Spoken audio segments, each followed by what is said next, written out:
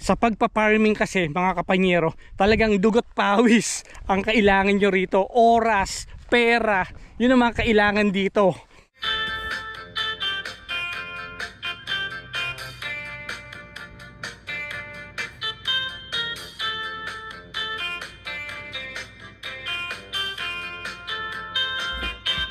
Magandang araw mga kapanyero, welcome back po sa ating channel. Ito, kadarating lang natin dito sa farm natin. Ito, napakadawag pa rin, di ba? Nakita nyo naman. Yan, share lang mga kapanyero. Hindi pa rin tayo nakakapaglinis hanggang ngayon. Dahil nga, iniintay ko pa. Ang talagang reason kasi kung bakit delay ng delay yung ating paglilinis. Kung makikita nyo mga kapanyero, yung mga puti na yan. Yan yung iniintay ko na mag-alisan muna. Kumbaga magliparan muna. Kasi iyan yung masakit sa ilong dito. Ilang beses na akong pagka umuwi ako at ganito, naglinis ako na may ganyan pa. Pag uwi ko, hatching ako ng hatching, bahing ako ng bahing. Napakasakit sa ilong, napakakati ng ilong ko pagka ganito, pagka naglinis ako. Kasi pagka nagmower tayo rito mga kapanyero, magliliparan yan. Yung mga yan. Kaya yun yung iniiwasan ko sa ngayon, na wag mo nang mag-mower. Pero once naman ayan na, tulad yan, puti na yan, malapit na, mga ilang araw na lang yan, mawawala na yan dito, pwede na tayo mag-mower, pwede na nating linisin yan. Ayan no, lalo pa sa area na to, nakita nyo naman no, puro puti, di ba? Yan yung mga dilaw ng mga nakaraan linggo. Yan, matapos na, pagka talagang sinipa nyo yan no, mga nagliliparan, sakit sa ilong yan. Kaya nga iniiwasan ko maglakad-lakad ngayon sa mga oras na to rito. Pero paano pa naman, nasa schedule pa rin naman natin yung pagmo-mower. Hindi pa rin naman late na kung tutuusin, dahil nga June pa lang ngayon. Ang talagang linisan dito talaga June, tapos setup ng solar para yung July, August, September, October, hanggang katapusan ng October yan. Napakaganda rito, di ba? Yan no. Share yan. Palakad-lakad lang tayo ngayon mga kapanyero.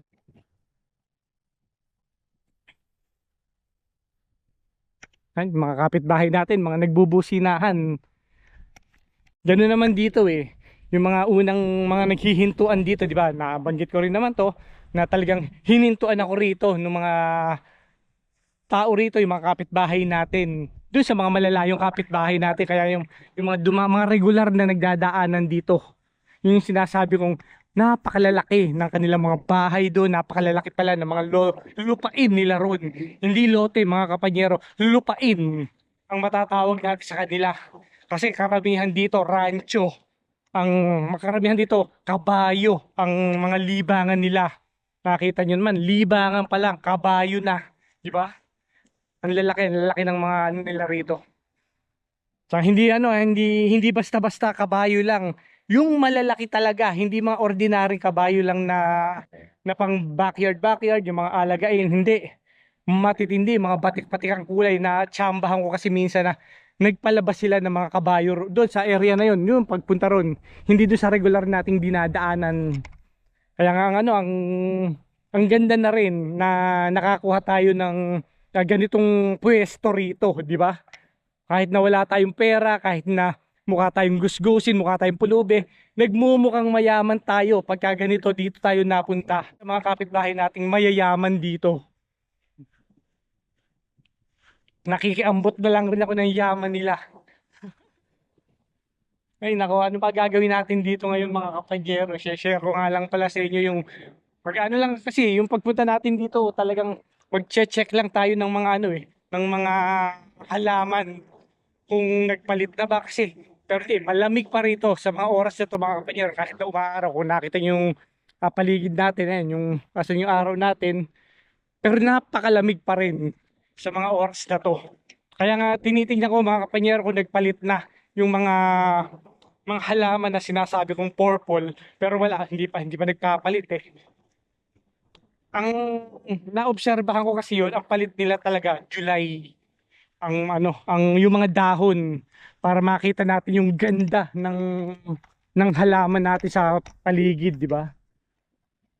Andito na lang rin naman tayo sa area. Puntahan na natin, ikutan na natin tong pinakadulo itong ating farm. Ito,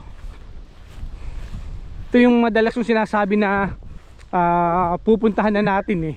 Hindi ko lang ito, ngayon pa lang rin tayo pupunta sa area uli na to eh, para makita natin yung mga halaman natin dito kung ilan. Kasi ngayon mga kapanyero, nagbibilang din ako ng mga halaman na hindi nakasurvive, para dahil doon sa mga ginawa nating seedling, makapag-prepare tayo na mapalitan yung mga halaman na yan.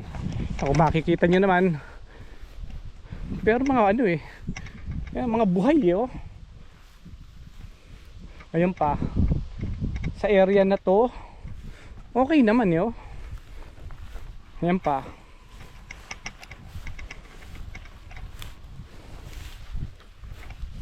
Ay, nakita nyo naman, nakapaglagay na tayo ng mga black plastic rito. Ang importante lang naman, huwag tangayin ng hangin. Kaya konting lupa lang yung inilalagay ko. Pero ito, makikita nyo mga kapanyero, share ko na lang rin naman. Ayan o, kung makikita nyo, nag-iiba na siya ng kulay. Ito. Ayan o. Ayan, mag-iiba na yan. Konti na lang magpapalit na siya ng kulay. Pero ang lamig rito. Giniginaw ako sa mga oras na to. Ito, nakita nyo, no? Ang gaganda ng tubo rito. Kung makikita nyo, kung maiko-compare nga natin kino-compare ko kasi yung halaman natin dito sa dulo tsaka yung sa harapan, na napakalayo, ibang iba talaga yung tanim natin dito sa dulo, na agad nating nalagyan ng mga black plastic na yan sa paligid. Ibang iba. Kung makikita nyo yung dahon niya, napakalalaki. Kung i-compare natin, ayan, kung makikita nyo naman yung mga dahon, napakalalaki niyan kung i-compare sa harapan. Pero ganun pa man mga kapanyero, nakagawa tayo ng ito, teka muna ay nako, natumba. Ano muna natin to? Lagi itong isang to, laging natutumba to eh. Lagyan muna natin ng para hindi siya matumba.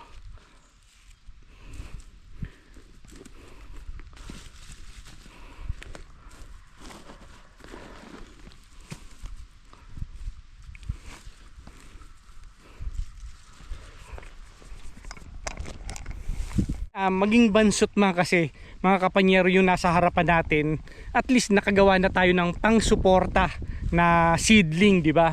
So kung talagang kailangan nating lagyan ulit ng konti sa harapan para maganda, maglalagay ulit tayo ron. Ganun naman ang gagawin natin. Tulad nito, laki 2 taon. Napakatigas na kagad, di ba?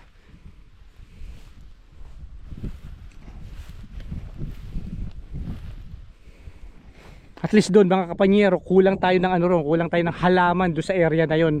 Kailangan natin ng mga 5 doon sa bakod na yon, sa dulo. So magagawa tayo maghuhukay na tayo ron. Yun nga pala, yun yung isa sa mga gagawin natin. Maghuhukay na tayo doon sa area na yon para preparasyon na makakapaglagay tayo ng mga bagong halaman.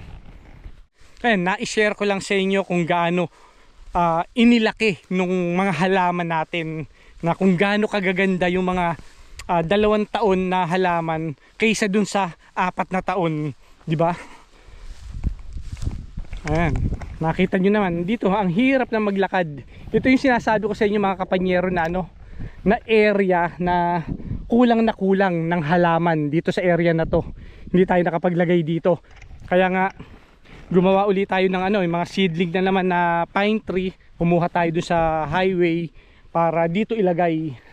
Tatambakan lang natin, tambak lang tayo ng tambak ng halaman dito. Hindi natin namamalayan, lumalaki na yan. Wala akong maisip na plano para gawin dito sa area ng hindi nalilinisan, diba?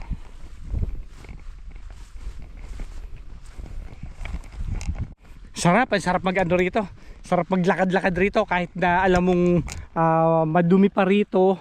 Ang pa rin, iba pa rin yung lugar na meron kang ganito, na makakapaglakad-lakad ka. Yun yan, nasabi ko rin sa ano, di ba? Nasabi ko rin sa mga una nating video na hindi rin biro ang magkaroon ng farm dito. Lalong-lalo pa kung halimbawa gusto nyo magka-farm tapos hindi nyo naman hilig na talagang nasasabi nyo lang na nagugustuhan nyo dahil sa nakikita nyo sa iba na may farm, huwag nyo nang ituloy pagka ganun.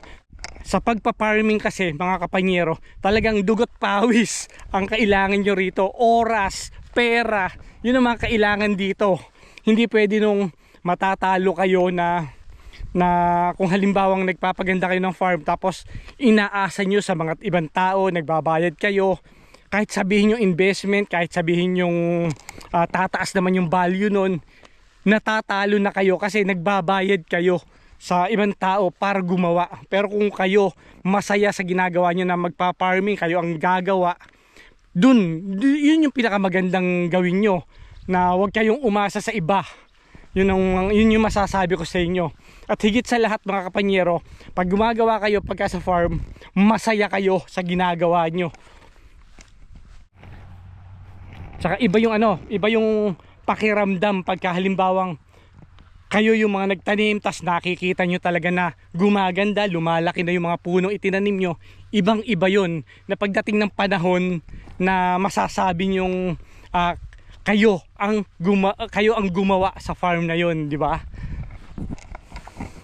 Kaya na-share ko lang sa inyo mga kapanyero. Marami rin kasi akong na-share ko lang itong sa inyo kasi marami rin akong tropa, marami akong mga nakausap na gustong magkaroon ng farm. Pero ang problema sa pananalita nila, parang hindi raw nila kaya yung pagtatrabaho sa farm. Kaya nga na-share ko lang sa inyo yung mga sinasabi kong to na ibang-iba pa rin kapag kayo ang talagang may gusto sa farm, di ba?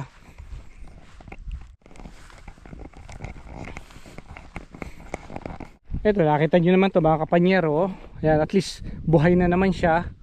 Ito matagal matagal magkadahon itong isang to. Kaya nga sinubukan natin na maglagay ng ganyan, no.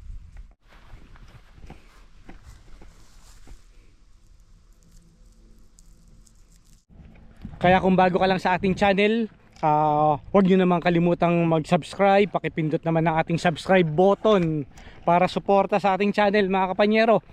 At gayon din mga kapanyero, masubaybayan nyo, updated kayo sa mga development natin ngayon.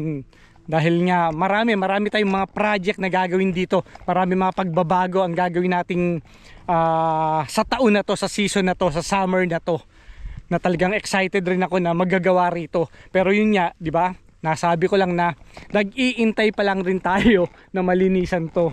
Kaya yan mga kapanyero, maraming salamat. Hanggang sa muli.